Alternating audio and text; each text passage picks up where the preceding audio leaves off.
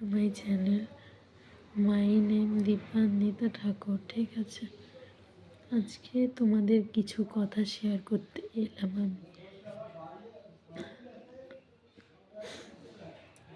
আমি একটা ছোট্ট গ্রাম সুলম্বী কলোনিতে থাকি।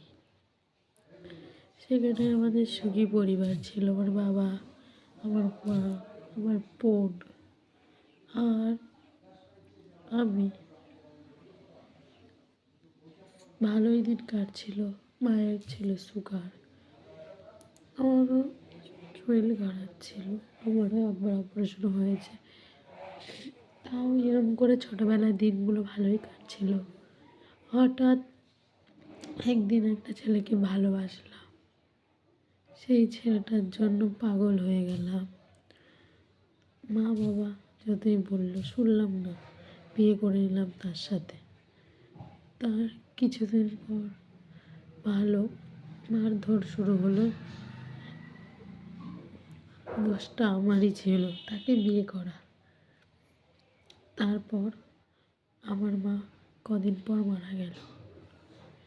তারপর আর কি বলবো, আমার ছেলে হলো। এখন যদি ভাবি সেই দিনের কথা, মনে হয় সেই দিন চলে যায়। কত না খেলেছি, কত না বাড়িতে ঘুরেছি, কত মনের সাথে মারামারি করেছি, কত মায়ের কথা না শুনে এদিক ওদিক গিয়েছি। সেই সব দিনে ফিরে যেতে ইচ্ছে করে। যদি পারতাম আবার ছোটোবেলা ফিরে যেতে, দৌড়ে চলে যেতাম ছোটোবেলায়।